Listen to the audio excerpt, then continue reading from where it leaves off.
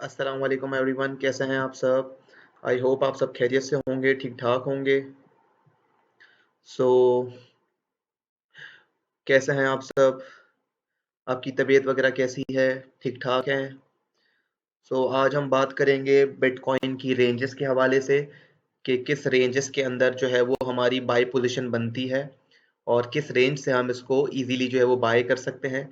क्योंकि ये जो भी हमारा for example all over market के सेंटिमेंट देखें हम, तो अभी ये जो भी एक बड़ा जो है वो क्रैकडाउन आया या एक बड़ा डंप आया मार्केट के अंदर, ठीक है, और वो एक मैक्सिमम जो है वो बॉटम बनाएगा, ठीक है। अब वो एक्सपेक्टेड है 14,000 बनाए, 12,000 बनाए या 10,000 बनाए, जो भी एक्स वाई जेड, लेकिन वहां से मार्केट जो है वो फिर रिकवर करना आहिस्ता आहिस्ता शुरू होगा, ठीक है।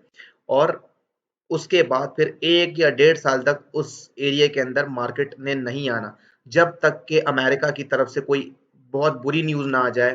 तब भी लेकिन बहुत मुश्किल हो जाएगा, क्योंकि बॉटम एक ऐसी जगह होती है कि जहाँ से जो है वो जो बड़े-बड़े व्हेल्स होते हैं या बड़े-बड़े इंस्टीट्यूशनल इन्वेस्टर्स होते हैं, वो वेट कर रहे होते हैं उस चीज़ का कि यार कब इसका बॉटम बने और कब हम वहाँ से उसकी परचेजिंग शुरू करें, ठीक है ना? तो सबसे पहले बिटकॉइन के हवाले से आ जाते हैं। 1 डे टाइम फ्रेम के अंदर जो है इसको देख लेते हैं। 1 डे टाइम फ्रेम के अंदर हमें सिग्नल जो है वो हैमर का मिला है, इसका मतलब ये सेल सिग्नल है, ठीक है।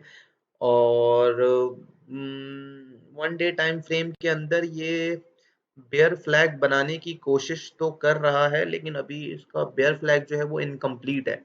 लेकिन ये कोई 2-3 दिन में मेरे ख्याल से कंप्लीट हो जाएगा इसका बेयर फ्लैग, ठीक है। अच्छा, तो इसकी जो फर्स्ट रेंज है बाइंग की वो है 26,600, ठीक है। उसके बाद है हम दूसरी बाइंग रेंज जो है वो कंसिडर कर सकते हैं 25,200। और अगर बहुत ही ज़्यादा अगर बुरे हालात रहे, बहुत ही ज़्यादा अगर बुरे हालात रहते हैं, तो मैं इसकी एक और बाइंग रेंज आपको बता रहा हूँ कि ये आप इसको स्पॉट के अंदर कंसिडर कर सकते हैं, ठीक है, बाई करने के लिए। इसकी एक और बाइंग रेंज बनती है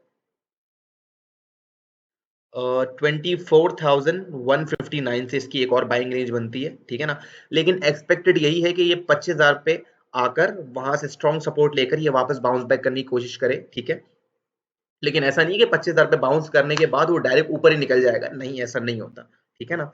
25,000 पे आएगा, वहां से फिर एक स्ट्रॉन्ग सपोर्ट लेगा, वहां से फिर आप एक लॉन्ग की पोजीशन मतलब इन एंड आउट कर सकते हो कि मतलब आपने एक लॉन्ग की पोजीशन ली 25,000 से लेकर तो 25,500 और मैक्सिमम मैक्सिमम 26,000 तक, और वहां पर प्रॉफिट लेकर आउट हो गए, ठीक है ना। आपने ऐसा नहीं कि आपने उसको पकड़ के बैठ जाना है, ठीक है।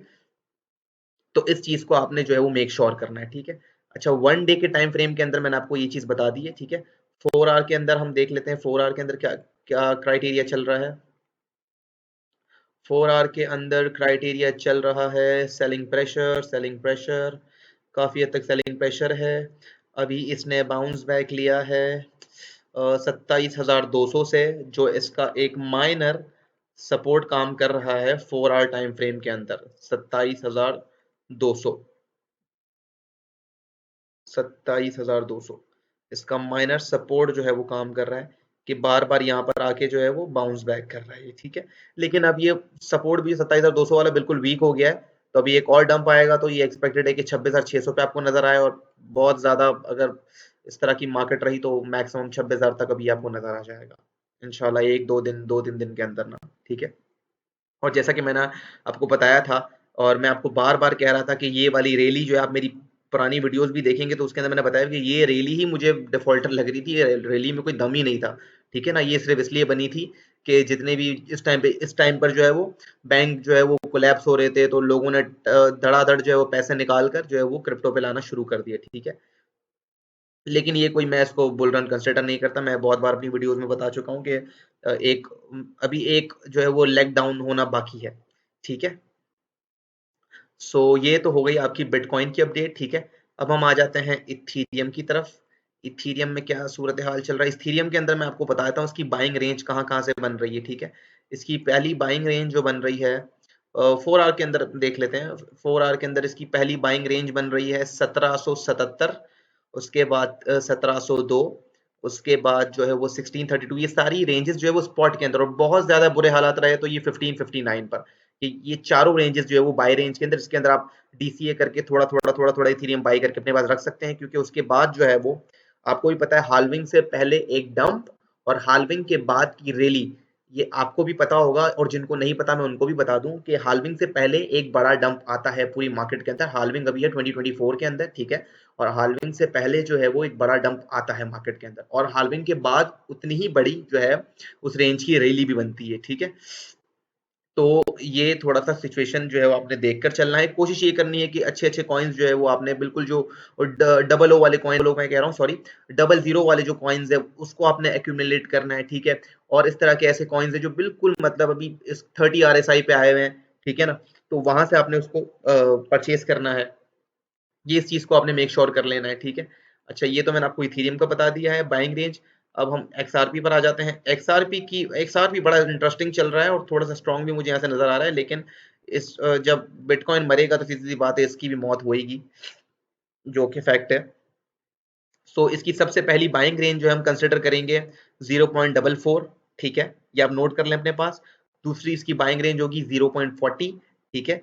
और बहुत ही अच्छे हालात रहे, अगर बहुत ही अच्छे हालात, मतलब सॉरी अच्छे कह रहा हूँ, बहुत ही बुरे हालात रहे, तो इसकी एक दूसरी बाइंग कंसिडर मैं करूंगा 0. ये 0.37, बहुत ही अच्छे हालात रहे, मतलब ये मार्केट के अंदर कोई बहुत ही ब्लड एंड बात हो रहा है, तो इसकी तीसरी बाइंग में जो है वो आपको कंसिडर करवाऊंगा 0.37 से, ठीक है। सो ये मैंने आपको XRP की अपडेट दे दी है। DXY जो है वो आने वाले वीक्स के अंदर DXY जो है वो काफी स्ट्रॉन्ग नजर आ रहा है, ठीक है। और DXY के अंदर मैं आपको बता देता हूँ कि इसकी पॉसिबल रेंजेस क्या है, जो रेजिस्टेंस काम कर रही है। सबसे पहले तो 102.21 इसका रेजिस्टेंस है, जो एज अ रेजिस्टेंस काम करेगा। स्ट्रॉन्ग इसका रेजिस्टेंस जो है वो काम करेगा, एक मिनट मैं आपको बता देता हूँ। इसका स्ट्रॉन्ग रेजिस्टेंस जो काम करेगा, उसके बाद 102 के बाद 103 काम करेगा।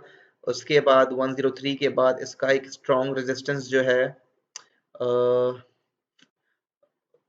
10348 भी काम करेगा एज अ स्ट्रॉन्ग रेजिस्टेंस।